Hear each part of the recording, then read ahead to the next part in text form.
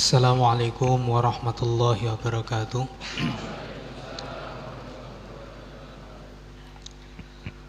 Alhamdulillah, pada malam hari ini kita mengadakan pertemuan yang sebenarnya ini saya agak tanda tanya besar sebenarnya. Ini tiba-tiba kok muncul seminar itu karena tren atau karena apa? Kalau karena tren, nah itu yang dipertanyakan nanti. Sebenarnya di pesantren itu tradisinya itu bukan seminar, tapi ngaji.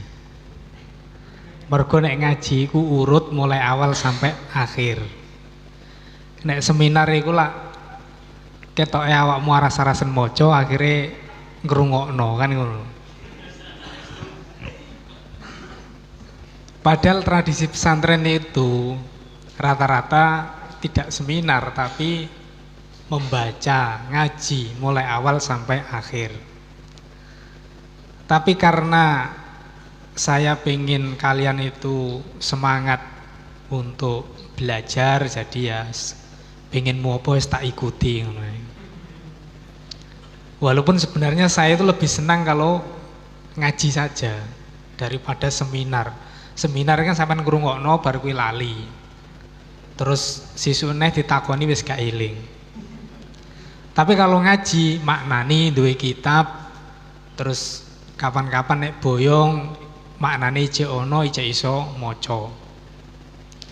Apa meneh sing wis qaruba ahduhu liziwaj. Nah iki. Fa idza qaruba ahduhu liziwaj qoma ila syai'in yatlubuh. La yaqumu ila thalabil ilmi. Nah, yang paham ini tertawa, yang nggak paham ini ya tanda tanya nanti.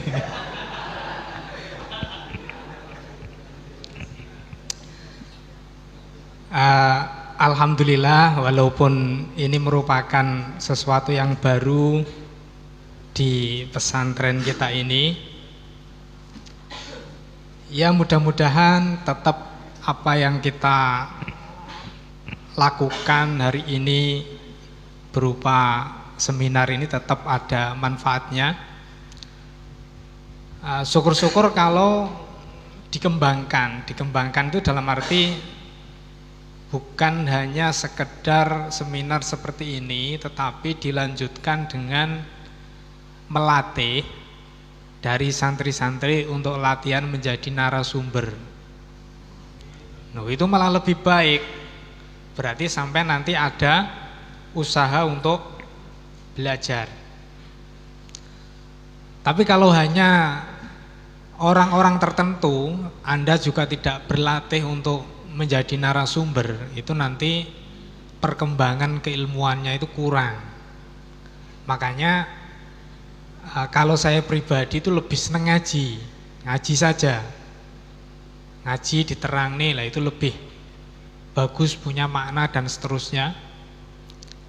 Karena ngaji itu urut dan waktunya lama. Tapi kalau seminar itu kan paling 1 jam 2 jam, pada waktu di tempat kamu ingat, setelah itu ya lupa-lupa ingat. Sesuai dengan pesanan, jadi ilmu ini banyak ono pesanan barang, ono pesanan tentang sukses diawali dari pesantren. Karena kita berbicara tentang pesantren, tentu mindset berpikir kita itu tidak sama dengan orang-orang yang bukan pesantren. Karena apa? Di pesantren itu yang dituju bukan hanya sa'adah fid dunya, tapi sa'adah fil ukhra atau sa'adatud daraini. Jadi kalau kita berbicara tentang sukses, tentu sukses yang dimaksud di sini adalah sa'adah fid dunya, begitu juga sa'adah fil ukhra. Kenapa kok diawali dari pesantren? Sebenarnya di pesantren itu banyak sekali potensi-potensi, mulai dari metode belajar dan seterusnya, yang secara tidak langsung itu nanti akan mendukung kesuksesan kita di dunia maupun di akhirat. Secara tidak langsung akan mendukung kesuksesan kita di dunia dan akhirat. Karena di pesantren itu yang dipelajari bukan hanya kesuksesan fit dunia saja, tetapi juga kesuksesan di akhirat. Sebenarnya kalau kita petakan ya, di pesantren itu mengajarkan tentang hal-hal yang berkaitan dengan kehidupan di dunia, juga mengajarkan hal-hal yang berkaitan dengan di akhirat. Di pesantren, mulai awal masuk diniyah itu pasti akan dikenalkan dengan tauhid. Itu sudah pasti dikenalkan tentang tauhid. Dengan tauhid ini menjadi salah satu bekal anak-anak pesantren untuk menjadi pribadi yang punya iman yang kuat. Karena dalam ilmu tauhid itu yang dipelajari bukan hanya mengimani Allah tanpa adanya hujjah, tetapi imannya itu disertai dengan hujjah-hujjah, baik secara akli maupun nakli, yang nantinya dengan hujjah-hujjah tersebut anak-anak santri itu punya keimanan yang kuat. Keimanan yang kuat ini nanti akan menjadi salah satu faktor yang akan menyebabkan sa'adah fil ukhra atau sa'adah fil akhirah. Jadi kalau kita petakan, di pesantren itu diajarkan tentang tauhid. Yang kedua, di pesantren itu juga diajarkan tentang akhlak. Akhlak itu bisa kita katakan toto kromo atau budi pekerti. Akhlak di pesantren itu tentu banyak sekali referensi-referensi yang digunakan, baik itu yang tingkat dasar seperti akhlakul banin maupun yang lainnya. Tetapi secara tidak langsung itu menjadi salah satu, katakanlah, kurikulum pokok di pesantren untuk mengajarkan tentang akhlak. Kemudian yang ketiga, di pesantren itu diajarkan tentang ubudiyah. Pasti di pesantren itu mengajarkan tentang ubudiyah, baik itu nanti mengajarkan ubudiyahnya menggunakan kitab seperti yang tingkat dasar, misalkan mabadi fikih, ataupun sampai seterusnya misalkan seperti Fathul Qorib, Sulam Taufik, Fathul Wahab, Fathul Mu'in dan lain sebagainya. Tapi di situ diajarkan tentang ubudiyah. Kemudian yang keempat, di pesantren itu juga diajari teori tentang muamalah. Diajari teori tentang muamalah. Nah, muamalah ini nanti meliputi banyak hal, mulai dari muamalah dalam bentuk jual beli maupun seterusnya. Secara teori mereka diajari. Hal-hal semacam ini sudah menjadi semua kurikulum pesantren di Indonesia secara umum seperti itu.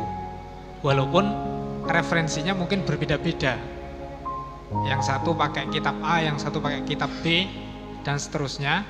Tetapi di pesantren Nahdliyin itu rata-rata semuanya itu diajarkan, mulai dari tauhid, mulai akhlak, ubudiyah maupun muamalah. Itu terkait faktor yang nanti akan membuat kita sebagai santri itu sukses di akhirat. Kenapa kok itu juga diajarkan? Karena di dalam hadis Nabi itu sudah sering kita dengar bahwasanya ad-dunya mazra'atul akhirah. Dunia itu menjadi ladang untuk menanam kebaikan di akhirat. Karena menjadi ladang untuk menanam kebaikan di akhirat, ya tentu harus diilmoni, harus dipelajari apa yang harus kita lakukan di dunia supaya amal perbuatan yang dilakukan itu sesuai dengan syariat. Kemudian yang berkaitan dengan keduniaan secara zahir. Secara zahir itu di pesantren tidak hanya diajari ubudiyah, tidak hanya diajari muamalah, tidak hanya diajari tauhid maupun akhlak, tapi di pesantren itu diajari disiplin. Ini yang perlu dipahami, diajari disiplin. Kalaupun nanti kamu tidak disiplin, itu berarti gawanmu. Pancen wis modelmu ngono kuwi gak iso disiplin. Tetapi di pesantren itu diajari disiplin. Contoh kecil apa? Rata-rata di pesantren itu pasti punya agenda untuk mewajibkan, bahasanya itu, walaupun dalam mazhab Syafi'iyah enggak wajib ya, mewajibkan ikut sholat jamaah, walaupun berbeda-beda dari satu pesantren di pesantren yang lainnya. Kalau di sini bisa dikatakan mewajibkan mengikuti jamaah bagi santri itu 5 waktu. Tapi di pesantren yang lain wajib jamaah itu subuh sama isya. Tetapi sama-sama punya tradisi mewajibkan berjamaah. Walaupun ada yang semuanya 5 waktu diwajibkan jamaah, ada yang diwajibkan hanya subuh sama isya saja, ada yang mewajibkan jamaah hanya subuh sama maghrib saja, tapi punya tradisi untuk melatih kedisiplinan. Itu dari faktor disiplin. Kenapa kok enggak diwajibkan semuanya? Ya karena dalam mazhab Syafi'iyah jamaah itu enggak wajib, fardu kifayah. Karena fardu kifayah ya itu tidak diwajibkan, ya enggak harus sholat jamaah, tapi memang sholat jamaah itu dalam referensi-referensi yang kita baca itu menjadi salah satu faktor penunjang mudahnya mencari ilmu. Itu salah satu faktor penunjang mudahnya mencari ilmu. Mungkin kalau dinalar secara rasional ya agak bingung mungkin bagaimana jamaah bisa memudahkan untuk mencari ilmu. Karena dalam kajian-kajian ilmu keislaman, ilmu itu terdapat beberapa pendapat apakah tempatnya di hati atau tempatnya di akal. Nah itu terdapat banyak pendapat, tapi rata-rata mengatakan bahwa ilmu itu tempatnya di hati, bukan di akal. Kalaupun akal itu cerdas kemudian mudah menerima ilmu, itu sebenarnya hanya refleksi atau katakanlah pantulan dari hati seseorang yang bersih, kemudian mudah untuk menerima ilmu. Karena dalam pendapat ini yang menjadi pedoman adalah hati yang bersih, maka dengan jamaah yang rutin itu bisa menjadikan hati yang bersih. Kalau hatinya bersih, mudah menerima ilmu. Kalau Anda pernah membaca referensi ada salah satu cerita yang sering kita dengar. Ada seorang santri yang menyukai anak kiainya, kemudian menggunakan berbagai cara. Karena kiainya ini juga orang yang alim, akhirnya mengetahui apa yang diinginkan santri tersebut, kemudian diberi syarat, kamu bisa saya nikahkan dengan anakku, tapi syaratnya harus mengikuti jamaah selama 40 hari, tidak boleh telat sedikit pun. Di takbiratul ihram harus bareng karo imam. Bareng dalam arti imam takbir dhewe wis takbiratul ihram. Jadi imam takbir dhewe melok takbir. Jadi ora dadi makmum masbuk. Ternyata setelah dilakukan selama 40 hari itu, tibalah waktunya untuk menagih janji. Jadi ini menjadi paham sing koruba ahdul ziwaj. Paham, akhirnya ditanya. Ketika ditanya itu, apakah masih punya keinginan untuk menikahi anak saya? Jawabnya sudah enggak. Walaupun tujuan awalnya dia sholat jamaah itu karena syarat tadi, tapi karena hatinya sudah bersih dengan mengikuti sholat jamaah tanpa telat tadi, akhirnya sudah nggak pingin lagi. Tapi malah ketika nggak pingin itu langsung dinikahkan karena sudah teruji, wah ini top nih,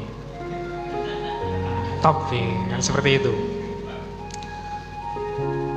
Yang kedua, di pesantren itu pasti diajari ilmu pengetahuan. Ada kalanya ilmu pengetahuan agama seperti yang saya sampaikan di awal tadi. Ada kalanya diajari ilmu pengetahuan selain agama. Walaupun sebenarnya dikotomi keilmuan di awal-awal Islam itu nggak ada. Nah, orang-orang sekarang saja yang mendikotomi keilmuan, ada ilmu agama, ada ilmu non agama. Padahal semua ilmu itu ya dari Allah. Kalau ilmu dari Allah ya nggak ada ilmu agama, nggak ada ilmu umum.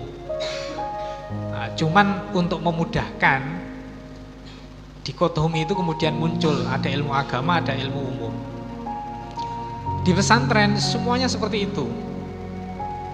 Hatta pesantren salaf pun itu tetap diajari keilmuan lain selain ilmu agama, dalam arti ilmu-ilmu hukum agama itu diajari ilmu lain. Bisa nanti keterampilan. Keterampilan itu tidak harus diajarkan secara terstruktur melalui lembaga, tapi keterampilan itu bisa diajarkan melalui praktek. Dan di pesantren itu sudah praktek tiap hari.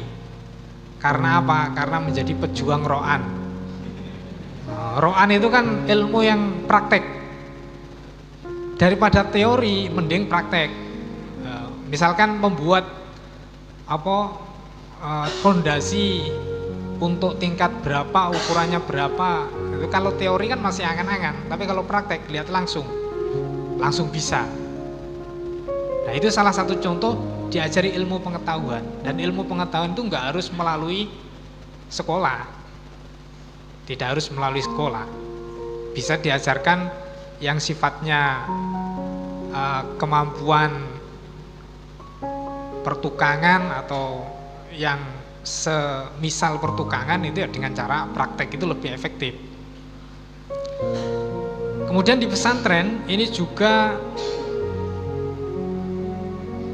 ada proses pengembangan skill, proses pengembangan kemampuan. Kalau di pesantren sini ya insya Allah hampir lengkap lah.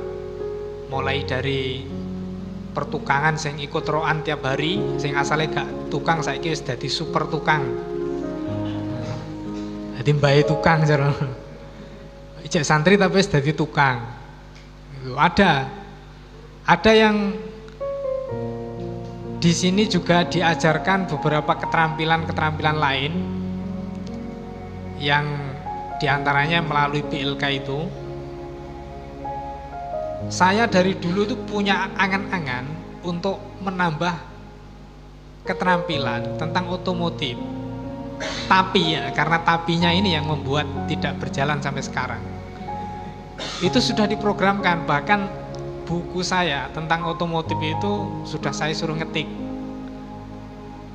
Tapi ketikanya belum selesai, yang ngetik boyong. Akhirnya ya nggak tahu kemana ketikannya. Sampai sekarang nggak jadi-jadi. Itu faktor pertama. Kedua, kalau otomotif itu butuh modal. Modal dalam arti prakteknya itu loh.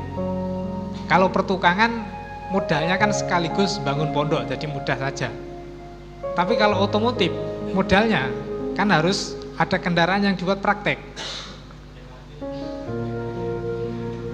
Masa saya yang punya buku, saya yang ngajari, saya yang beli.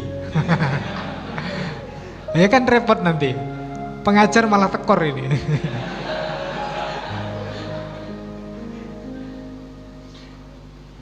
Saya punya angan-angan seperti itu sudah lama, tapi ya sampai sekarang tetap menjadi angan-angan.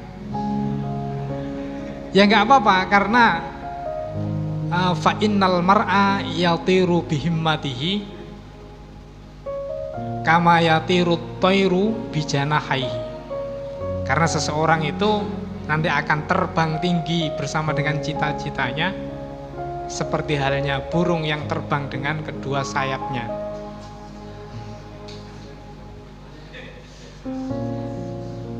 Tahu krungu seperti itu?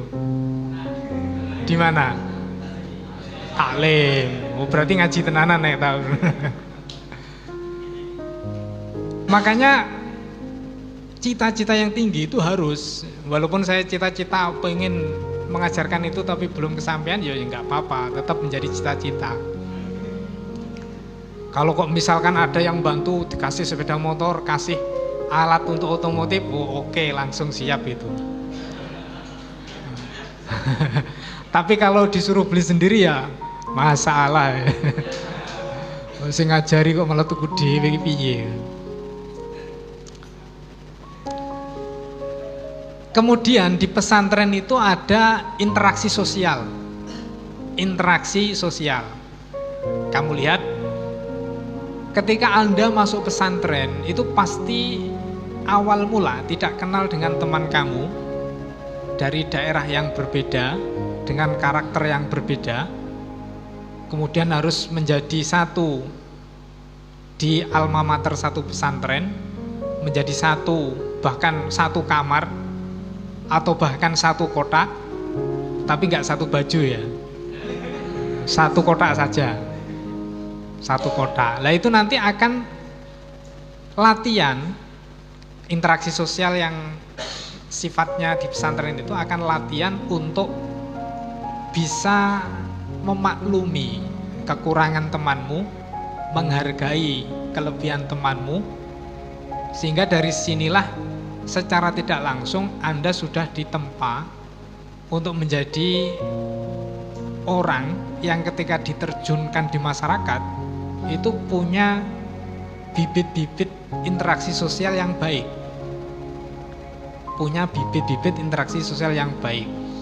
Karena rata-rata di pesantren itu jarang sekali ya ada yang tawuran, jarang ini. Kalaupun ada, wah berarti ini di luar kejarangan itu. Ya termasuk garangan. Pesantren koncone tawur. Jarang ya, di pesantren tawuran sak koncone itu jarang sekali.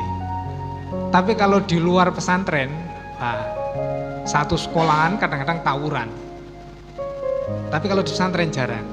Ya karena tadi di pesantren itu di samping interaksi sosialnya terbentuk, di pesantren itu sudah diajari tentang akhlak, tata krama, budi pekerti. Nah, mulai sejak dini diajari tentang akhlakul banin, naik. Misalkan adabul alim wal muta'alim, kemudian ta'limul muta'alim, seterusnya. Kalau itu benar-benar dipraktekkan, pasti akan menjadi pribadi-pribadi yang punya budi pekerti yang luhur. Kita pakai bahasa itu saja, punya budi pekerti yang luhur. Karena ya sudah ditanamkan akhlak itu. Dari dua hal ini, ketika kita petakan, tadi kan diajari tauhid, diajari akhlak, diajari ubudiyah, diajari muamalah, diajari disiplin, diajari ilmu pengetahuan, diajari mengasah, mengembangkan skill, diajari interaksi sosial. Itu nanti akan menjadi modal ke depan kalau digabungkan menjadi satu, akan menjadi lengkap. Lengkap dalam arti untuk menggapai sa'adatud daro ini tadi, keberuntungan di dunia maupun di akhirat. Keberuntungan di dunia dan akhirat. Misalkan tadi tentang tauhid, tentang akhlak, tentang ubudiyah, tentang muamalah. Di situ akan memunculkan pengetahuan-pengetahuan tentang hukum-hukum syariat Islam. Pengetahuan hukum-hukum syariat Islam itu kalau orangnya benar-benar menerapkan sangat baik sekali. Makanya dalam ajaran-ajaran tasawuf, untuk diri kita sendiri kita pakai tolok ukur syariat. Tapi kalau untuk orang lain kita pakai tolok ukur katakanlah tasawuf atau hakikat. Supaya apa? Supaya kita tidak mudah mengatakan orang lain itu salah, mengatakan orang lain itu sesat, mengatakan orang lain itu pasti masuk neraka. Karena apa? Misalkan kamu tahu ada salah satu orang yang kebetulan ini secara pengertian kamu ya, saya tidak mengatakan secara syariat, secara pengertian kamu itu kamu anggap menurut kamu secara syariat salah.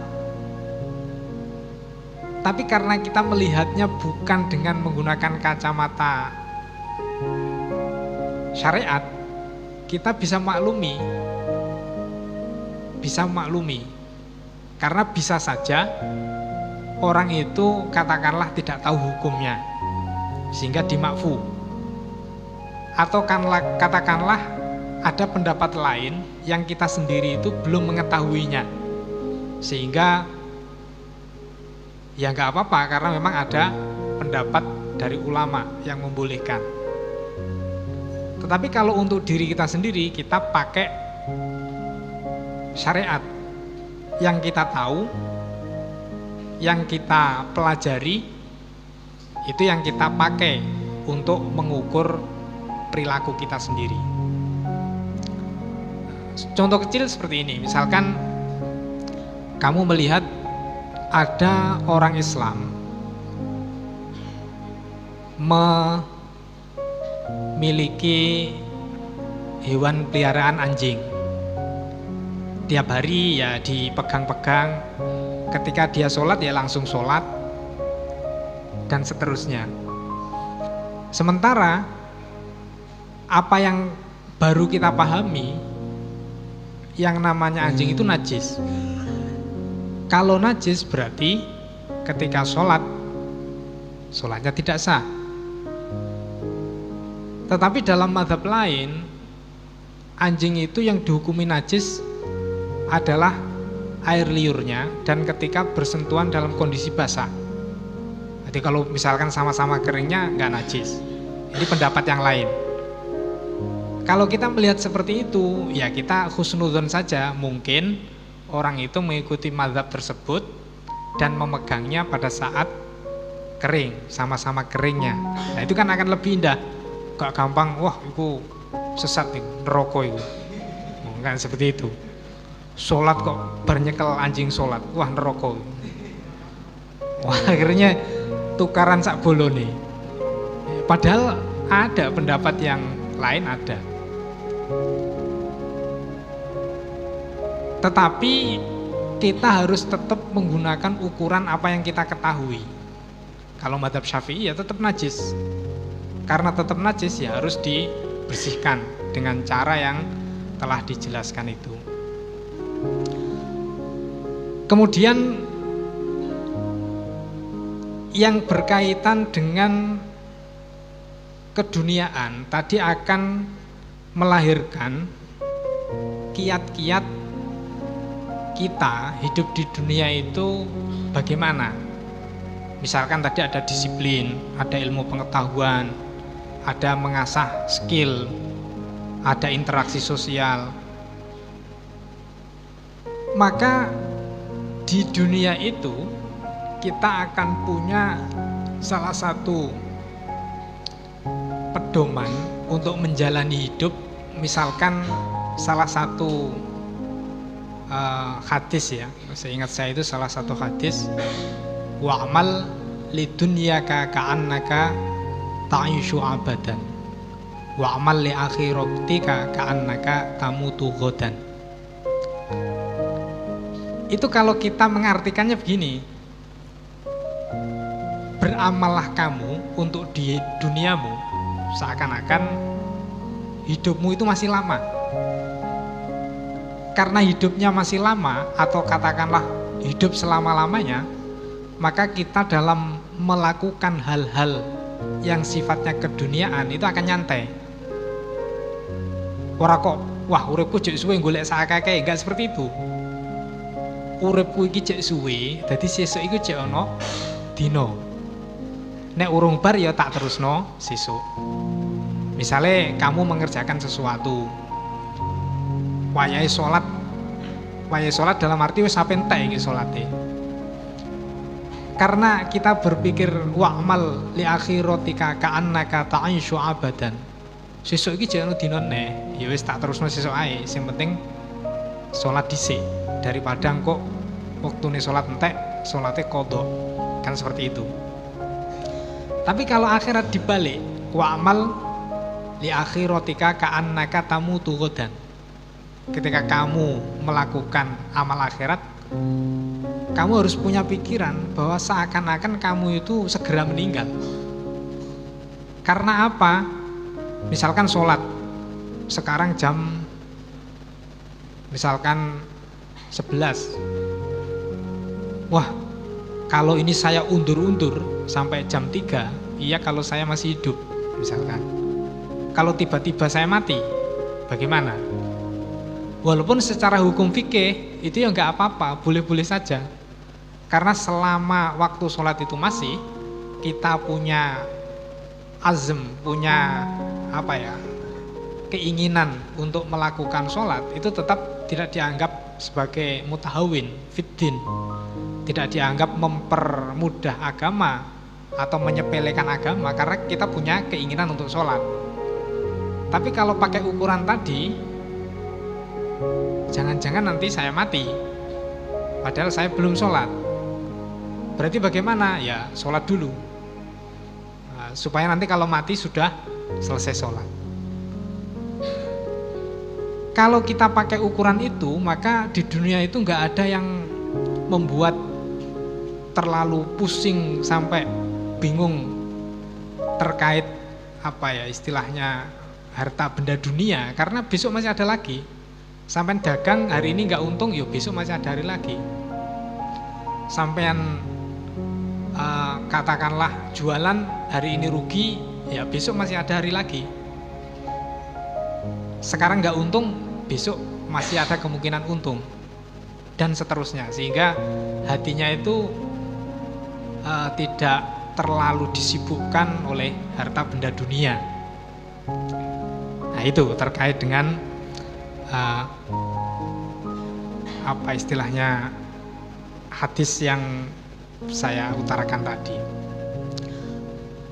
Kemudian yang perlu digarisbawahi bahwa kadang-kadang di antara kita itu sudah punya kayak brand pemikiran yang namanya sukses itu ya harus dari segi materi. Bisa Anda cek nanti, orang-orang di sekitar kita itu pasti pikirannya sukses itu ya terkait dengan materi. Wah, anakku itu sukses, mergo apa? Saiki dadi tentara, seperti itu. Anakku sukses, saiki wis keterima ning perguruan tinggi negeri terkenal misalnya. Anakku sukses, dapat beasiswa. Itu kan materi semua. Padahal sukses dalam perspektif pesantren itu tidak seperti itu. Sukses itu bukan dari segi materi, tapi tadi ukurannya adalah sa'adatud daraini, beruntung di dunia dan akhirat. Kalau hanya sukses dalam segi materi, kemudian orangnya nggak pernah ibadah, bagaimana bisa dikatakan sukses fid daraini? Nah, ya itu nanti termasuk tu'sirunal hayatad dunya wal akhiratu khairu wa abqa. Kan nanti seperti itu nanti. Lebih mementingkan urusan dunia padahal akhirat itu lebih baik. Oleh karena itu, supaya brand pemikiran yang sukses dalam segi materi itu terkikis, kita harus mulai memahami tentang itu, bahwasanya tujuan utama manusia itu diturunkan di bumi itu ya tadi mazra'atul akhirah. Dunya iki panggonane nandur kanggo sumben akhirat. Kalau itu nggak ditanamkan betul, akhirnya ya itu tadi terlupakan, tujuan utama terlupakan, tertutup oleh tujuan yang istilahnya sifatnya hanya temporal, dekat, nggak terlalu jauh. Karena kalau menurut ulama-ulama ahli tasawuf, hati manusia itu selalu menjadi pertempuran, ajang pertempuran. Jadi nek pengen roh pertempuran, iku ora kudu ning surya. Lihatlah hati kamu, itu pertempuran tiap hari ya. Nah, cuman kamu itu sadar apa enggak? Hati kita menjadi ajang pertempuran. Pertempuran antara apa? Ya pertempuran antara nafsu, pertempuran antara setan, pertempuran antara malaikat, pertempuran antara ilham. Ilham dari Allah, bukan ilham nama orang loh ya. Karena apa? Karena ketika kita melakukan sesuatu, mungkin secara dohir itu baik ya. Misalkan seperti ini seminar baik nggak? Pasti mengatakan baik, secara dohir baik. Tapi bagaimana kalau seandainya seminar itu dilakukan di waktu malam hari pas masuk waktu diniyah, kemudian menyita waktu diniyah yang akhirnya prei libur kabeh. Kalau dilihat dari seminarnya baik, dilihat dari memotong waktu diniyahnya enggak baik, itu nanti tetap menjadi suatu pertimbangan ketika melakukan perbuatan baik itu. Hanya jangan dilihat depannya saja, tapi akibatul amri, cara ngono pungkasane iki piye. Kelihatannya sekarang baik, tapi nek seminar ini nanti mengorbankan waktu untuk dunia, akhirnya dunia prai, terus akhirnya kukut dunia misalnya. Wah, berarti mansanna sunnatan sayyi'atan. Nah, itu seperti itu nanti. Gara-gara seminar mungkin diniai kukut misalnya. Kayaknya baik tapi akhirnya jelek. Makanya ulama-ulama tasawuf itu untuk mendeteksi itu sebenarnya ajakan dari setan, ajakan dari nafsu, ajakan dari malaikat atau ilham, itu punya teorinya. Jadi enggak sekedar sing penting kata apik dilakoni, enggak seperti itu. Kelihatannya baik itu masih dipikirkan lagi. Nanti akhirnya itu bertentangan dengan syariat enggak? Nanti akhirnya itu menyebabkan madharat tidak.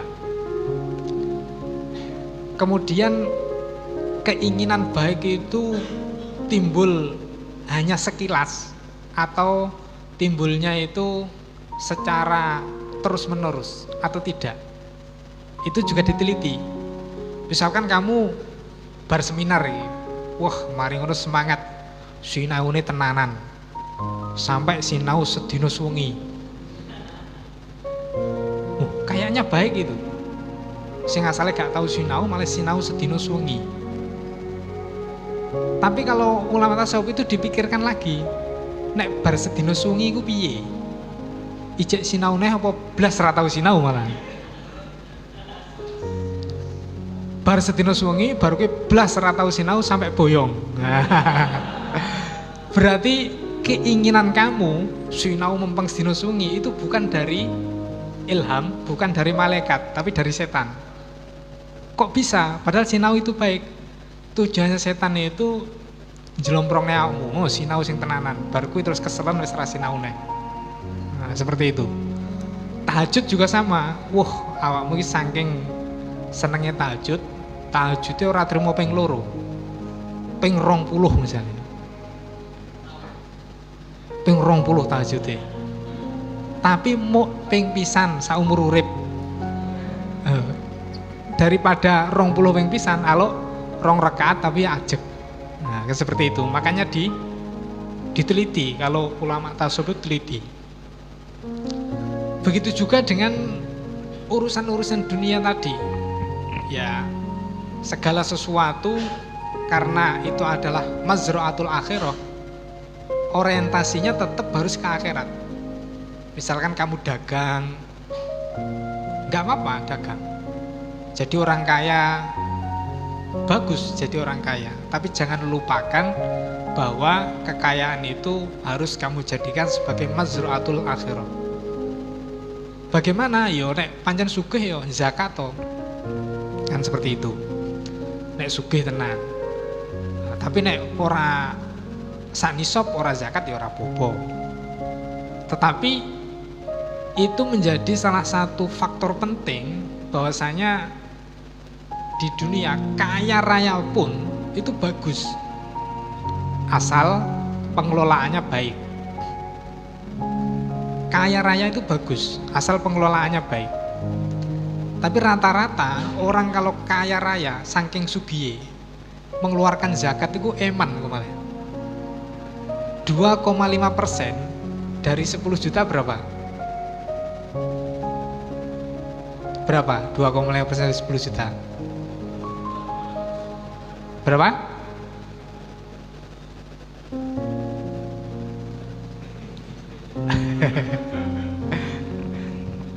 Itu kalau 10 juta. Kalau seandainya uangnya itu 100 triliun, berapa 2,5%-nya? Gak iso ngitung kamu kan? Itu kalau dizakatkan bisa dibuat untuk membuat usaha baru, kayak pabrik anyar. Zakatnya itu sudah dienggo gawe pabrik anyar. Nek ora wong sing iman tenan, wis mesti eman-eman. Aluk tanggae gawe pabrik maneh daripada zakat. Makanya zakat itu 2,5% akan sangat ringan kalau kamu itu kekayaannya pas-pasan. Yes, sekedar duwe, ora termasuk sugih. Nek wis sugih pol-polan, ngetokno 2,5% itu malah dianggap khuruj, karena ada cerita yang waktu disuruh zakat oleh Nabi, dia nggak terima apa-apaan ini termasuk pajak. Padahal itu kewajiban zakat.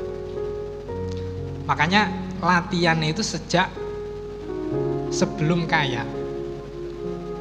Tapi kalau sudah kaya baru latihan, ya itu berat nanti. Sejak belum kaya itu latihan. Latihan dengan ya menasarufkan sesuai syariat tadi.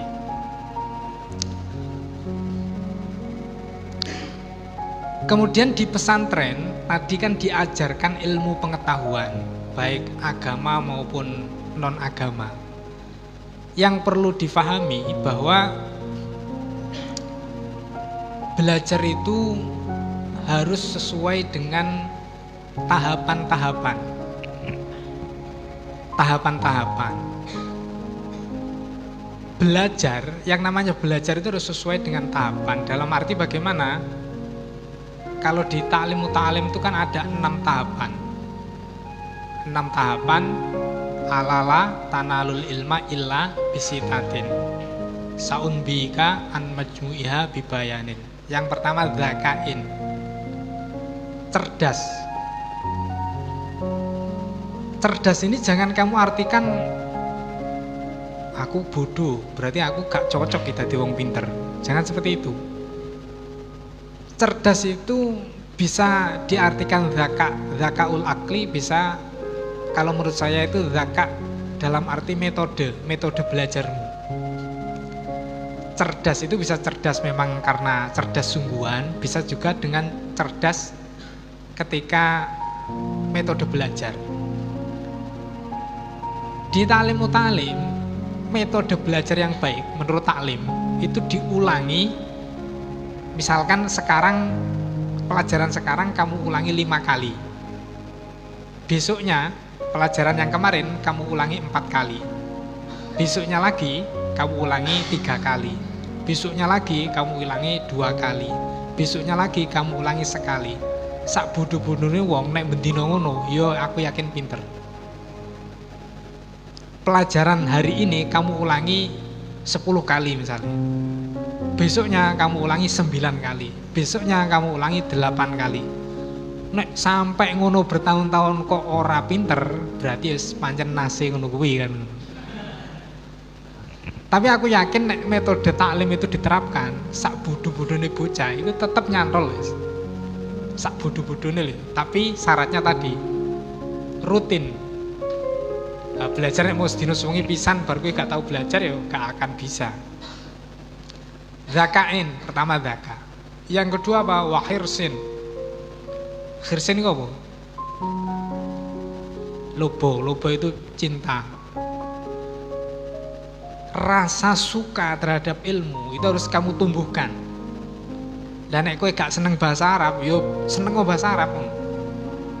Wis anggapan bahasa Arab iku koyok barang sing paling mbok senengi. Senenganmu iku mutan yo anggapane bahasa Arab mutan. Nek bahasa Arab iku koyok panganan sing paling enak yo anggapan bahasa Arab panganan sing paling enak. Kalau gak bisa nganggap seperti itu, anggapan ilmu itu seperti obat. Dan kamu yang gak suka ilmu itu orang yang sakit. Kalau pengen sembuh, minumlah obatnya. Nah kan seperti itu. Wong nek loro ora gelem ngombe obat, secara dohir ya iku sembuhnya lama, iku nek sembuh. Tetapi kalau dia mau minum obat secara adat itu biasanya cepat. Nah anggapan ilmu itu kayak obat. Awakmu ini lagi loro, nek orang ngombe obat ora mari-mari, nek ora belajar, ora pinter-pinter. Walaupun semuanya itu tetap diserahkan kepada Allah. Kowe masih belajar 100 tahun nek dinas gak pinter ya gak pinter. Tetapi kan itu usaha dan ikhtiar itu dianjurkan. Makanya anggapan ilmu itu nek kowe gak iso seneng ya anggapan obat. Obat itu kan gak ono wong seneng. Rasanya pahit, ora enak. Tapi karena untuk mengobati ya harus diminum. Karena kamu itu belajar di pesantren ya harus belajar. Seperti itu. Yang ketiga apa? Wastibarin. Wastibarin apa? Sabar. Sabar itu dalam beberapa referensi yang saya pernah baca itu dibagi menjadi 4. Sabar itu dibagi menjadi 4. Pertama, sabar melakukan taat. Kedua, sabar menjauhi maksiat. Ketiga, sabar menerima cobaan. Syada'id wal masoib. Kemudian yang keempat itu sabar tadi apa? Sabar melakukan taat, sabar menjauhi maksiat, sabar menerima musibah, sabar pada hal yang tidak kamu sukai. Belajar itu ora ono wong seneng.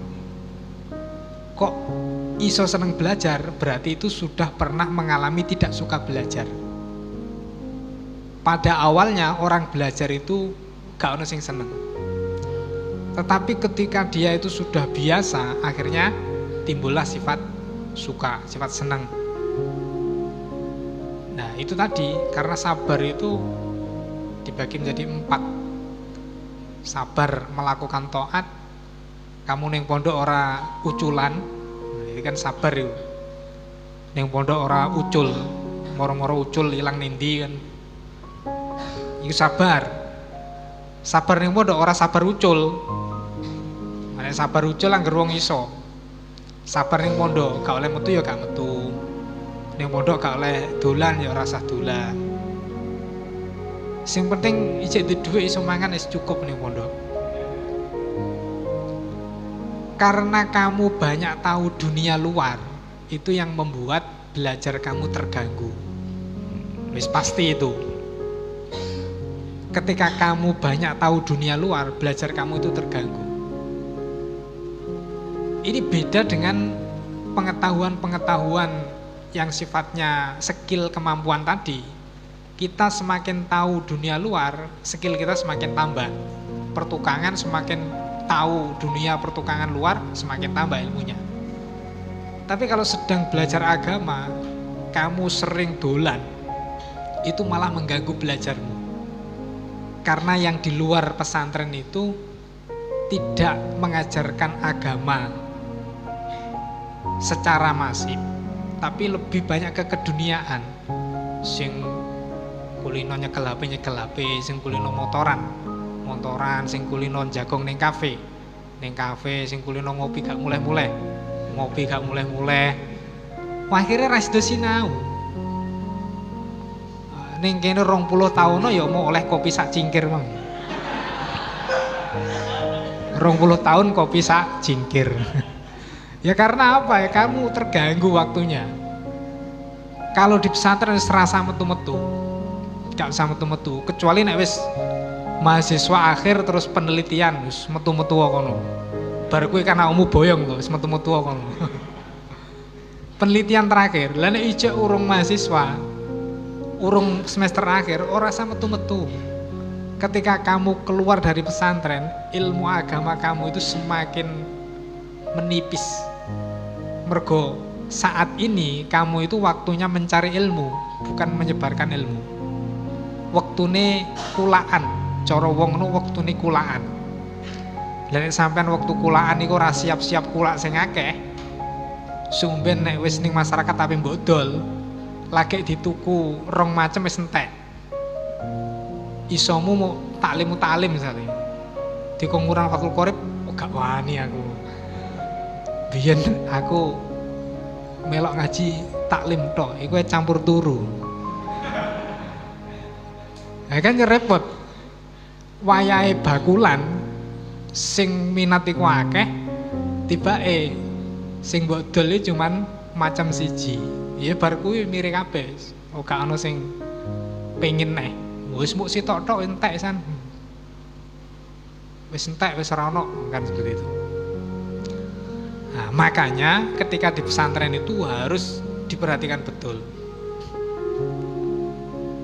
Zakain wa khirsin wastibarin, terus wabul ghotin.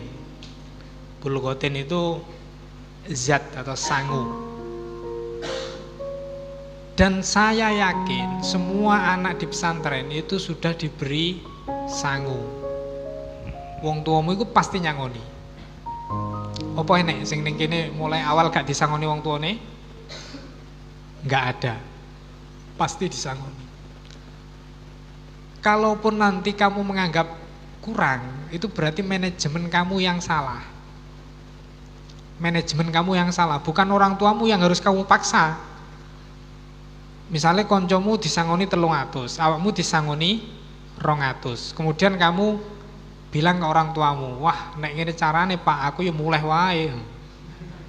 Ning pondok mbok sangoni 200, rong dina entek. Lah kok nggo apa tanggo ngopi. Berarti manajemen kamu yang salah, bukan orang tua kamu. Karena tiap orang itu kemampuannya berbeda.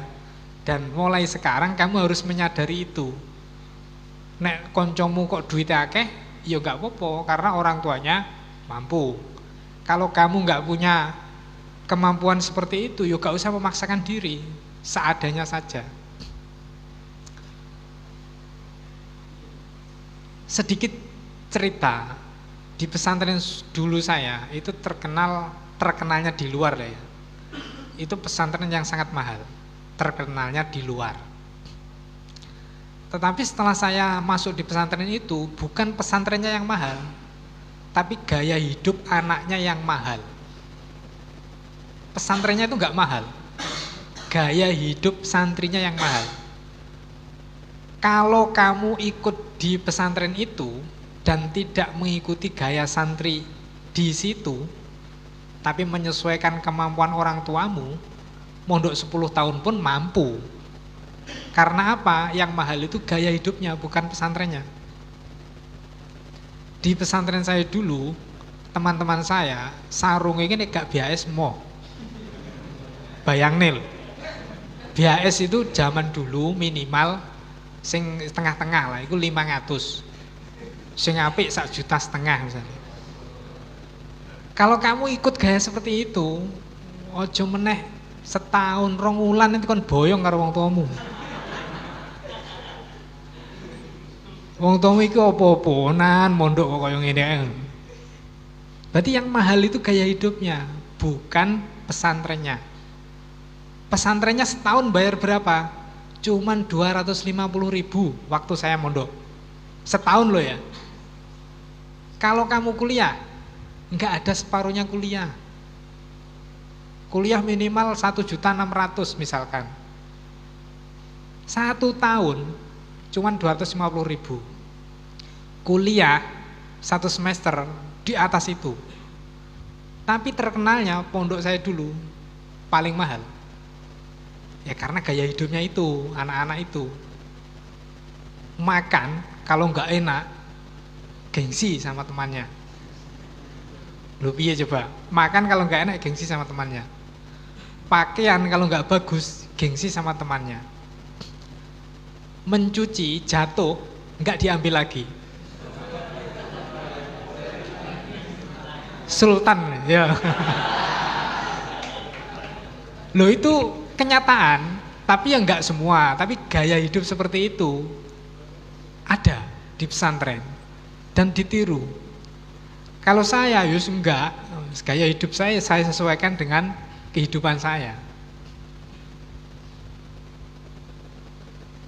Sehingga kadang-kadang orang yang gaya hidupnya seperti itu malah utang neng koncone, padahal koncone dhewe kok sini luwih miskin loh. Misalnya aku gaya hidup sesuai gayaku, terus teman-teman saya mengikuti gaya hidup yang seperti itu. Kirimane aku ini padahal luwih sithik misalnya, tapi utangnya malah neng aku, padahal aku ini termasuk mimbatil fuqara. Tapi malah diutangi, kayak aneh. Nah itu makanya kalau di pesantren yang kamu lakukan itu gaya hidup sesuai kemampuan orang tuamu. Jangan pakai gaya hidup teman-temanmu. Makanya kalau mengikuti gaya hidup teman-temanmu itu malah repot nanti, gak kuat mondok suwe. Wong tuamu yo keberatan, akhirnya dikon boyong. Padahal kamu dipondokkan itu seharusnya syukur. Karena apa? Ketika kamu sudah balik, sebenarnya orang tua itu enggak wajib memberi nafkah. Mondok noamu enggak wajib. Lah terus wong tuamu gelem mondokno, gelem nyangoni, wis iku wong tua sing top pisan. Lho temenan top iki. Gelem nyangoni awakmu, gelem mondokno iki wong tua sing top. Mergo awakmu ketika sudah balik itu bukan kewajiban orang tuamu. Seharusnya kamu itu bekerja sendiri, cari uang sendiri. Nek pengen mondok ya golek sangu dhewe. ketika sudah balik loh ya. Karena memang dalam Islam itu ketika sudah balik, orang tua itu nggak wajib menafkahi. Nah itu yang perlu dipahami. Cuman kadang-kadang ilmu ngono kuwi gak paham. Pokok aku iki jek anakmu, kudune mbok sangoni. Nek gak mbok sangoni aku anake sapa? Lah kan repot ngono iki. Lah wong dhek di pondokne wis untung, wis malah gak trimo karo wong tuane. Nah, jangan seperti itu. Harus kamu tanamkan bahwa kamu di pesantren disangoni wong tuamu seberapapun besarnya itu sudah sangat baik sekali. Sangat baik sekali. Karena orang tua kamu mau membiayai kamu di pesantren. Kemudian kalau kita lanjutkan, nanti dari tauhid dan seterusnya itu akan memunculkan iman yang kuat, dengan akhlak itu akan menghargai makhluk hidup atau makhluk secara umum. Dengan ubudiyah itu kita akan semakin mendekatkan diri kepada Allah. Dengan muamalah kita itu akan mengetahui pedoman hidup di dunia sesuai dengan syariat.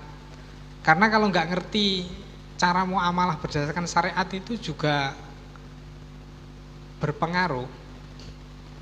Karena yang namanya izin itu kan di hati dan diketahui itu ketika diucapkan.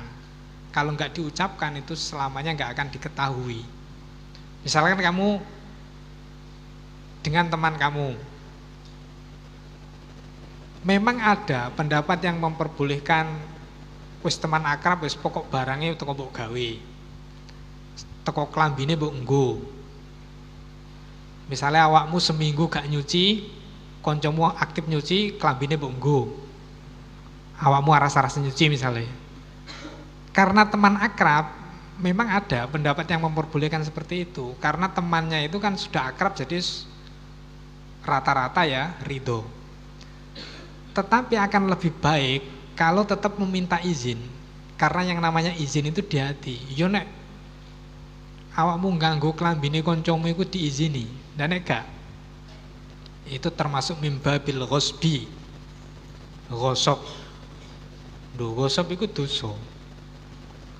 Nah, sing garai susah untuk menerima ilmu yo ngono-ngono kuwi diantaranya. Dan itu sudah menjadi tradisi kita sehari-hari termasuk gosok sandal.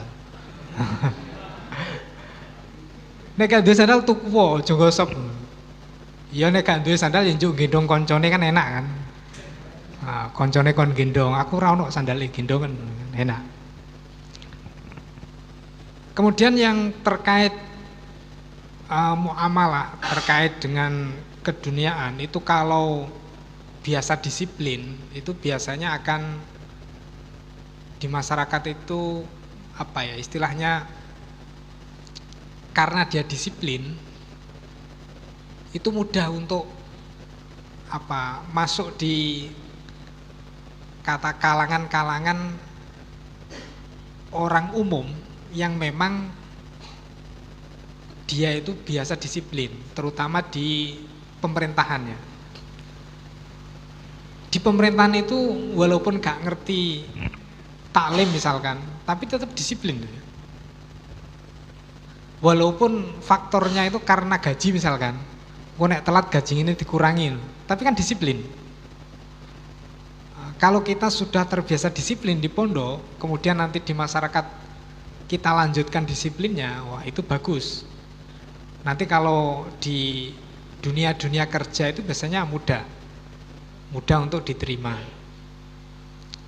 Tapi kalau saya berangan-angan, kamu di masyarakat itu jangan, kalau bisa ya, jangan pikirannya hanya jangan ikut orang, tapi buatlah perusahaan kamu sendiri, secara gampangan itu. Walaupun perusahaan adol kelontong adol gabah atau apa terserah. Tapi kan latihan mandiri, menjadi pengusaha sendiri. Jangan terpaku kudu dadi pegawai, kudu dadi misalnya sing kuliahe hukum kudu dadi pengacara, jangan seperti itu. Yang penting itu malah lebih baik usaha mandiri. Nah, karena kalau sukses itu cepat, dan kalau kamu ilmoni malah amalnya banyak, karena semakin kaya semakin banyak zakatnya kan. Semakin kaya semakin banyak zakatnya. Itu kalau ingat. Nah, kalau nggak ingat ya nggak tahu saya. Semakin kaya semakin banyak zakatnya. Kemudian ketika kita di pondok ini sudah banyak belajar ilmu, nanti kalau pulang itu tinggal praktek atau implementasinya. Prakteknya piye? Lah, praktek itu tentu harus diilmoni, di samping ilmu fikih juga ilmu tasawuf. Karena apa? Karena kadang-kadang anak yang nyantri lama hanya belajar fikih saja, nggak pernah belajar tasawuf, itu mudah goyah. Mudah goyah dalam arti kemapanan akidahnya, mudah goyah kemapanan akidahnya. Misalkan contoh begini, kamu waktu mondok itu pinter, kamu waktu mondok itu skillnya mumpuni bagus. Ternyata setelah pulang ke rumah, kepintaran kamu itu gak terpakai dalam arti yang menghasilkan uang, tapi terpakai untuk diri kamu sendiri. Kalau kamu nggak mempelajari ilmu tasawuf, mungkin akhirnya punya pemahaman tak ewangi sinau tenanan tibake mung ngene ae. Malah koncoku sing biyen ning pondok goblok-goblok iki dadi wong sugih, misalkan. Itu akan berakibat fatal terkait dengan goyangnya akidah kamu. Makanya harus diilmoni dengan tasawuf juga. Yang perlu difahami bahwa rizki itu secara umum ada 4 juga.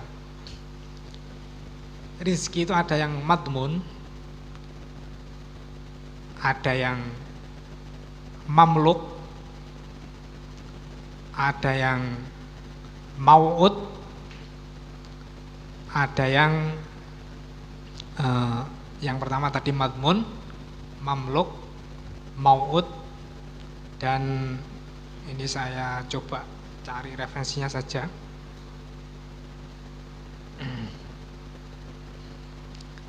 Di sini disebutkan bahwa rizki itu dibagi menjadi 4. Saya itu nggak kelihatan kalau pakai kacamata malah.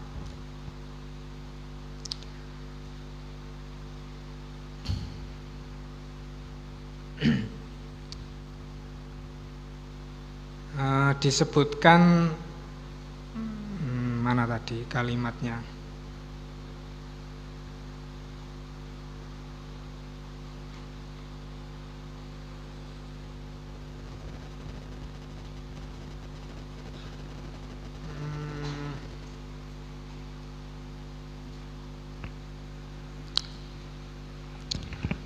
Mazmun, maksum, mamluk, dan mau'ud. Jadi fa'lam anna rizqa arba'atu aksamin. Madmunun wa maksumun wa mamlukun wa mau'udun. Itu yang perlu difahami ya, bahwa rizki itu dibagi menjadi 4. Yang pertama rizki yang sifatnya madmun. Madmun itu rizki yang sudah ditanggung oleh Allah. Bentuknya apa? Yo, pokok kamu itu masih hidup pasti punya rizki, gitu aja wis. Gampangnya. Madmun ini pokok awakmu urip mesti dapat rizki. Rizki berupa apa? Rizki yang menopang kehidupanmu, itu yang namanya madmun. Jangan kau bayangkan rizki sing kok iso tuku Alphard, jangan. Madmun itu adalah rizki yang menopang kehidupanmu, gitu saja. Selama makhluk itu hidup, pasti dapat rizki. Rizki apa? Menopang kehidupan makhluk itu. Salah satu kisah ini kalau kamu masih ingat, diceritakan di salah satu kitab itu, suatu ketika Nabi Sulaiman itu pernah jalan-jalan, kemudian melihat semut. Dan semut ini membawa daun. Padahal makanan semut enggak daun kan? Apa ada semut makan daun? Nah, semut ini membawa daun. Kemudian semut ini datang ke tepi, ya kayak danau lah, kayak danau, pokok sungai tepi danau, datang ke tepi danau itu. Karena Nabi Sulaiman itu kan mengetahui bahasa semua makhluk kan. Semut ini kemudian bengok, coro Jawa ini bengok. Setelah bengok, muncullah kata dari dalam telaga itu. Setelah muncul kata, semutnya itu naik di punggungnya kata, katanya itu silem ke dalam air. Nabi Sulaiman ketika mengamati itu ditunggu, dinteni, iki kok kira-kira piye ceritane? Kok ana semut nggawa godhong numpak kodhok mlebu ning jero banyu. Iki kira-kira mek apa kan? Ditunggu, kemudian semutnya itu keluar. Setelah keluar ditanya sama Nabi Sulaiman. Kalau bahasa kita ya mut semut. Iki mang mek apa kok nggawa godhong mlebu ning jero banyu. Oh, dijawab ngeten, Man, Nabi Sulaiman. Kula niku wau nggawa godhong merga teng jerone kali niku wonten dut. Dut itu ya bisa dikatakan ulat atau set lah. Ulat gitu saja ya. Kalau set kan mosok mangan godhong kan, ulat saja. Ulat itu hidupnya di batu, di dalam sungai. Kemudian oleh Allah, rizki ulat itu dilewatkan saya. Tiap hari saya itu membawa daun, mengantarkannya ke ulat itu.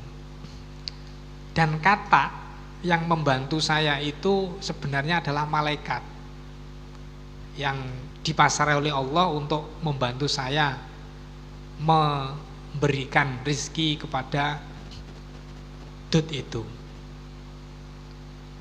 Itu salah satu contoh bahwa tiap makhluk hidup pasti oleh rizki. Tapi bahasanya matmun loh ya, ojo rizki mbok bayangno, wah rizki kudune alpat. Ya untuk kamu alpancal. Matmun, tapi matmun. Matmun itu sing menopang kehidupan. Itu pasti. Karena dalam ayat Al-Qur'annya juga jelas, wa ma min dabatin illa 'alallahi rizquha. Pasti itu diberi rizki terkait matmun tadi. Yang kedua itu maksum. Nah ini supaya dipahami, supaya nanti kalau kamu pinter kemudian pulang ke rumah secara materi nggak sukses, hati kamu itu tetap iman kepada Allah dengan seiman-imannya tanpa dipengaruhi oleh materi yang berupa kekayaan itu. Maksum itu adalah rizki yang telah dibagikan sejak zaman azali yang dicatat oleh Allah. Yang telah dibagikan, misalnya si A ini kok dadi opo, si B dadi opo, si C dadi opo, itu namanya maksum. Dan rizki yang sifatnya maksum itu ya sudah sesuai dengan catatan. Apa yang telah dicatat oleh Allah itu pasti akan terjadi. Sing pinter misalnya orang patek sugih, sing biyen ning pondok goblok tapi dadi sugih yo karena memang catatannya seperti itu. Lah terus kamu mengatakan catatannya seperti itu dari mana? Ya nanti sampai orang itu mati bagaimana hidupnya. Jangan kemudian kamu pikiran ini, wah Aku pinter ning omah kok ora patek sukses. Berarti ki catatanku ya wis ning dhuwur ngono. Jangan mengatakan seperti itu sebelum mati. Selama masih hidup itu nggak bisa dipastikan catatan kamu seperti itu. Bisa saja kamu besok kaya misalkan, atau kamu besok jadi orang terkenal, bisa saja. Makanya maksum itu ya sesuai catatan yang telah ditetapkan oleh Allah itu. Kemudian yang ketiga mamluk. Mamluk itu rizki yang telah kita terima, itu namanya mamluk. Mamluk. Misalkan apel disuguhno ning ngarepku. Ini mamluk atau bukan? Belum, karena belum tak makan. Kalau sudah tak ambil, tak makan, tak telan, itu namanya mamluk. Tapi kalau baru tak ambil, ini belum mamluk. Siapa tahu nanti panitianya nggak terima. Oh jangan, apel itu enak, saya saja yang makan. Kan nggak jadi. Kalau sudah tak telan, saya makan, itu namanya mamluk. Rizki yang oleh Allah telah dimilikkan kepada saya. Tapi kalau belum ditelan, ya enggak. Itu belum mamluk. Nah, bisa saja ini cuman gaya-gayanane panitia. Disoting men ketok, wah meyakinkan panitia ini duwe akeh. Terus minuman 2, ini untuk siapa? Misalkan. Jangan-jangan ini enggak dibuka karena enggak boleh diminum. Bisa saja kan? Berarti enggak mamluk itu. Jadi selama belum kita telan itu belum mamluk. Bagaimana dengan sampean misalkan jadi pegawai negeri terus dapat gaji? Itu juga belum mamluk. Kalau belum kamu belanjakan ya. Jangan-jangan ditransfer ke rekening kamu, kemudian rekening kamu dihack orang. Akhirnya hilang uangnya. Berarti belum mamluk. Jadi mamluk itu kalau sudah kita manfaatkan. Kemudian yang keempat, rizki itu ada yang mau'ud. Mau'ud itu adalah rizki yang dijanjikan oleh Allah. Wa may yattaqillaha, terus gimana ayatnya? Yaj'al lahu makhraja wa yarzuquhu min haitsu la yahtasib. Itu namanya mau'ud. Orang-orang yang takwa kepada Allah itu dijanjikan akan diberi rizki dari hal yang tidak disangka-sangka, enggak diperkirakan. Takwa kepada Allah. Lah, untuk mengatasi terkait rizki itu obatnya adalah tawakal.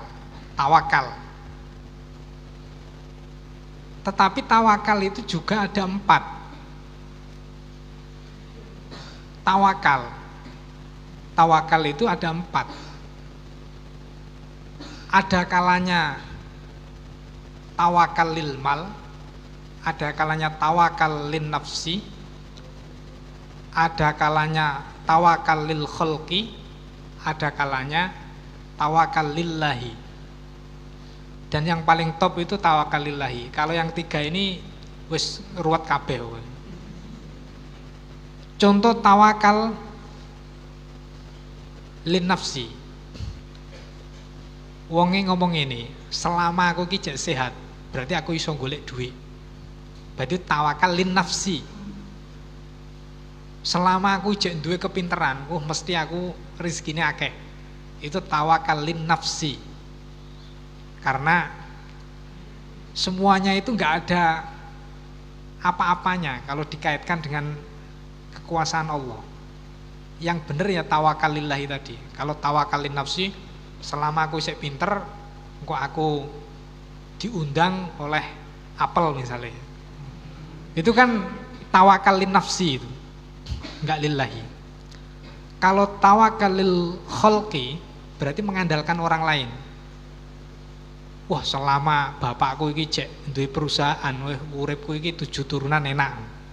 Iki tawakal lil khalqi. selama aku cek duwe pimpinan si A, wah pokok enak we. Anggen bengi cak ngopi misalnya. Tawakalil kholqi itu namanya. Karena itu nggak bisa dipastikan. Iya nek ijek waras wong lah, tiba-tiba kalau orang itu mati. Tawakalil kholqi. Kalau tawakalil mali berarti orang yang mengandalkan harta.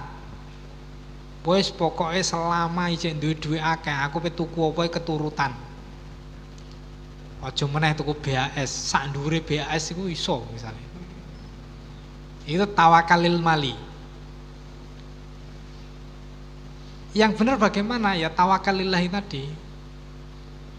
Dikai rizki sak pira wae ya wis peparingi Gusti Allah diterima, disyukuri. Lah itu nanti hatinya akan tenang, nyantai, enggak mudah terprovokasi. Tonggone sugih ya wis beno sing sugih. Tonggone makmur ya alhamdulillah makmur. Engko aku miskin kan malah disedekahi. Misalkan seperti itu. Jadi husnudzon ini dimunculkan terus. Nah, sekarang kalau semuanya itu nanti kita gabungkan, harapannya itu ya muncul ikhlas lah. Sifat amal itu nanti muncul ikhlas. Ikhlas itu dibagi menjadi 3. Engko sampai turu-turu wis gak kerungu ya. Ikhlas itu ada ikhlasul abidin, ada ikhlasul muhibbin, ada ikhlasul siddiqin. Ikhlasnya orang yang ahli ibadah itu padha karo ikhlase wong dagang. Ngerti wong dagang? Aku adol pira kudune oleh untung sakmene. Aku salat tahajud ngene iki mendina kudune Gusti Allah iki nglebokno aku swarga. Itu ikhlasnya abidin. Padahal awake dhewe iku urung termasuk abidin lho ya. Ikhlasul abidin iki ngono, perhitungan. Gusti Allah iku ngongkon aku salat 5 waktu ya kudune sampean aku dilebokno swarga. Itu ikhlasul abidin. Tapi kalau ikhlasul muhibbin itu tidak mempertimbangkan itu semua. Karena Allah memerintahkan salat ya salat. Sik engko dilebokno swarga, sing lebokno neraka wis monggo sak karepe. Salat bendina lebokno neraka nggih, siap. Salat bendina lebokno swarga ya alhamdulillah. Itu seperti yang disampaikan oleh Rabi'ah Al-Adawiyah yang mengatakan kalau saya beribadah kepadamu ya Allah karena takut neraka, masukkan saja saya ke neraka. Tapi kalau saya ibadah kepadamu karena pengen surga, hilangkanlah surganya, gak usah surga-surganan. Itu karena termasuk ikhlasul muhibbin. Yang paling level tertinggi itu ikhlasus siddiqin. Ikhlasus siddiqin itu ikhlasnya orang-orang yang tidak merasa punya andil sama sekali. Harokat wasakanat itu ya minallah. Iso sholat ya mergo Gusti Allah, iso maca Al-Qur'an ya mergo Gusti Allah. Lah wong sing ngekeki Gusti Allah kok njaluk ijol iku piye? Kayak malah aneh. Iso ngomong ning ngarepe wong ya mergo Gusti Allah, lah kok njaluk apel iki piye? Itu kan enggak ikhlasus siddiqin. Bukai apel karo ora ana apele, nek ikhlasus siddiqin wis ora ana pengaruhe. Tapi wong kula iki urung termasuk abidin. Ora ana apel iki ya masalah iki. Apa meneh ra ana ngombene. Ha iki ngomong pirang-pirang jam iki gak ya entek iki apane.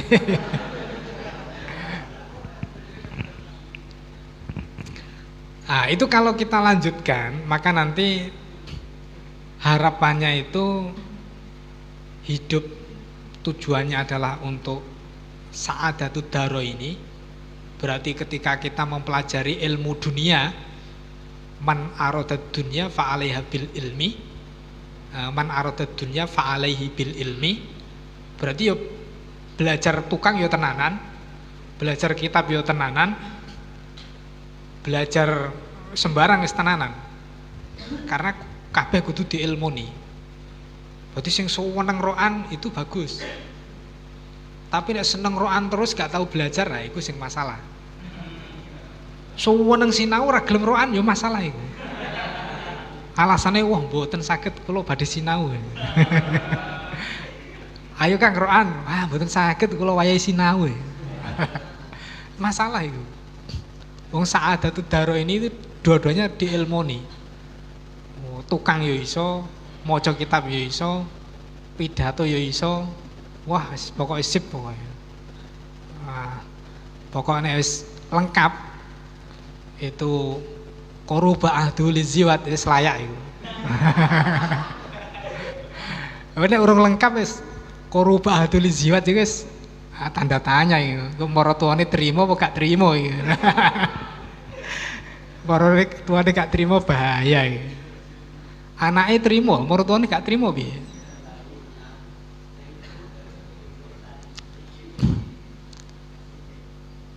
Kemudian orientasi tadi adalah mencari bekal untuk menuju akhirat. Karena orientasinya adalah mencari bekal untuk akhirat, maka semua rintangan itu harus disingkirkan, mulai penyakit hati dan seterusnya. Harapannya nanti itu happy ending. Happy ending itu ya husnul khotimah. Husnul khotimah itu belum bisa dipastikan sebelum orang itu mati. Jadi nggak bisa kita memvonis kancamu sing ning pondok iki mau metuan. Wis pokoke ning pondok iki ora tau ketok irunge misalnya. Aja mbok vonis wah mesti kok sumben ning omah iki ora dadi wong iki. Beda karo aku sing bendina sinau. Jangan seperti itu. Husnul khotimah itu nggak bisa dipastikan sebelum orang itu meninggal. Baru kalau sudah meninggal bisa dikatakan husnul khotimah. Dalam satu apa ya? Wajahiluna mauta qabla mautihim wal alimuna wa in matu ahya. Wong-wong sing bodho saurunge mati ki wis mati sik. Jadi awakmu ning pondok bodho ki wis padha karo wong mati ngono ae. Wal jahiluna mauta qabla mautihim. Bodho ki ning pondok saurunge mati sik pisan. Wal alimuna wa in matu ahya. Nek wong alim walaupun wis mati iki jek urip keilmuannya. Nah, makanya ning pondok iku dunia tenanan. Tenanan dijak sinau ki berangkat. Jak sinau kok wah kula niki repot. Kelasnya kelas super repot, kakean sing tak urusi. Ya itulah mungkin yang bisa saya sampaikan, mudah-mudahan ada manfaatnya.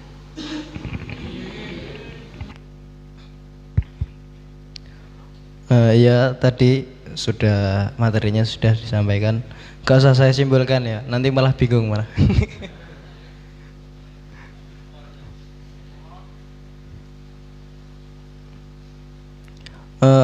Untuk sesi kedua dibuka pertanyaan dua penanya saja. Ayo monggo, sawo.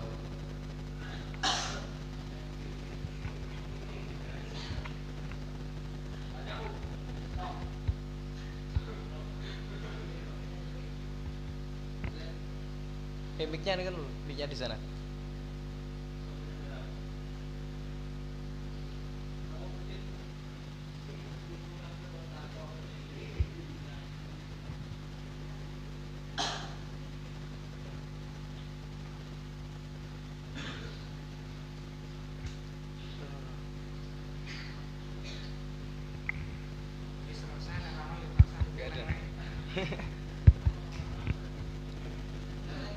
Gak ada yang tanya ya?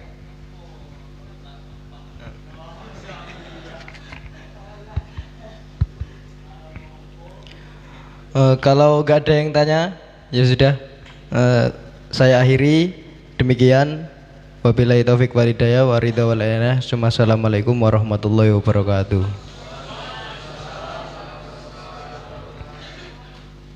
Untuk doa dulu.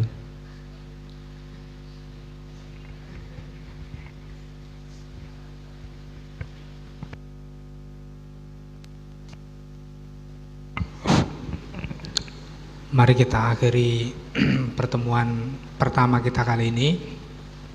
Seperti saat kita musyawarah rutin itu ya, baca wal asri 3 kali.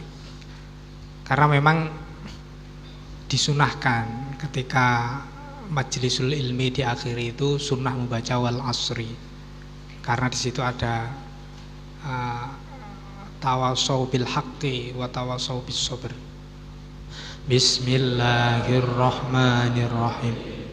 Wal asri innal insana lafi khusrin illa alladhina amanu wa amilus solihati wa tawasau bil haqqi wa tawasau bis sabr. Bismillahirrahmanirrahim. Wal asri innal insana lafi khusrin illa alladhina amanu wa amilus solihati wa tawasau bil haqqi wa tawasau bis sabr. Assalamualaikum warahmatullahi wabarakatuh.